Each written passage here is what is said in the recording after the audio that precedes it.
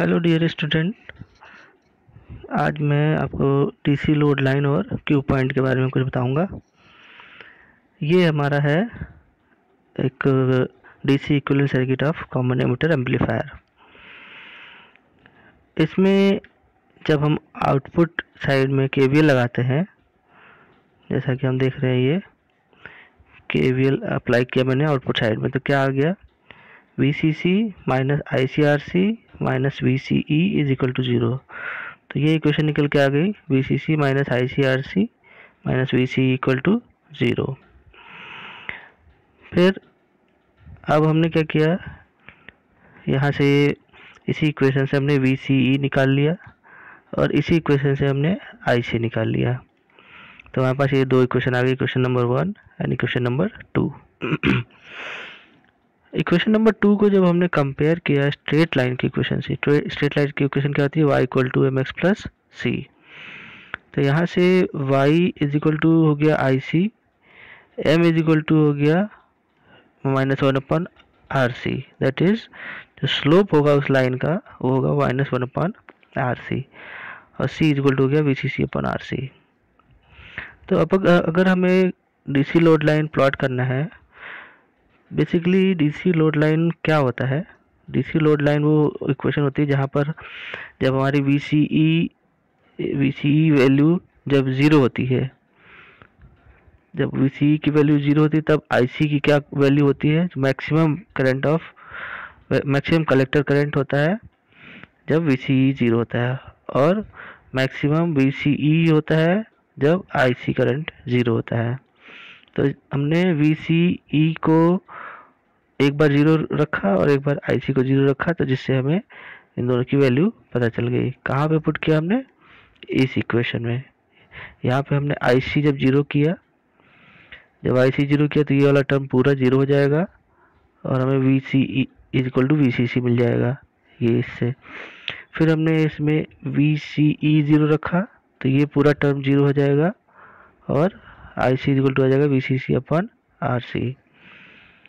अब इन्हीं दोनों पॉइंट्स को हमने आउटपुट कैरेक्टरिस्टिक्स में प्लॉट किया। This 2 points on output characteristics and joined by straight line. दोनों पॉइंट्स को एक स्ट्रेट लाइन से जब जोड़ेंगे तो हमें क्या मिलेगी, डीसी लोड लाइन। इसको देखते हैं हम डायग्राम में। ये हमारा आउटपुट कैरेक्टरिस्टिक्स है कॉमन एमिटर एम्पलीफायर का। इसमें जब हमने जब IC 0, ये करंट की वैल्यू जब 0 है तो हमें VCC मिला, और जब VCE की वैल्यू 0 है तो हमें मैक्सिमम IC मिल गया। अब ये पॉइंट हमारा और ये पॉइंट, इन दोनों को जब हमने जोड़ा तो ये एक लाइन बन के आई, इसको बोलते हैं डीसी लोड लाइन, और इसका स्लोप कितना हो जाएगा, -1/RC। अब आते हैं क्यू पॉइंट की तरफ।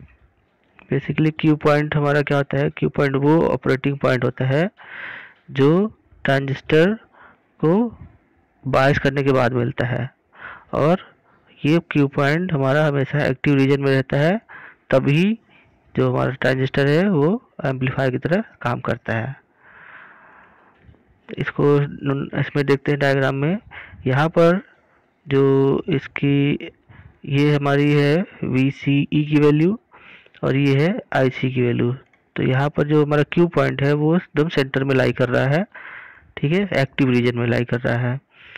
अगर ये थोड़ा डेविएट भी हो जाएगा ऊपर की तरफ तो भी कोई खास फर्क नहीं आएगा, यहाँ पर भी वो एम्पलीफायर की तरह काम कर सकता है। अगर वो इधर डेविएट हो जाएगा तो भी वो एम्पलीफायर की तरह काम कर सकता है, लेकिन अगर वो इसके बाद भी डेविएट होता है इस तरफ तो क्या हो जाएगा कि वो सैचुरेशन रीजन में चला जाएगा, जो हमारी आउटपुट वेवफॉर्म हो जाएगी वो क्लिप करने लगेगी। इसी तरह से अगर वो इसके नीचे आ जाएगा, कहीं यहाँ लाई करेगा क्यू पॉइंट, तो भी हमारा आउटपुट डिस्टॉर्टेड फॉर्म में आएगा। इसलिए हमारा जो क्यू पॉइंट है उसको हमें हमेशा इन्हीं ए और सी के बीच में रखना होता है, जिसकी वजह से हमें बाइसिंग करनी पड़ती है, जिससे क्यू पॉइंट हमारा हमेशा एक्टिव रीजन में बना रहे।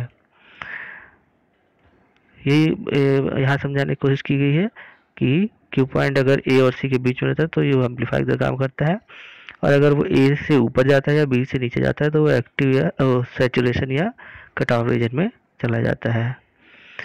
तो ये था हमारा कुछ पॉइंट्स क्यू पॉइंट और डीसी लोड लाइन के बारे में।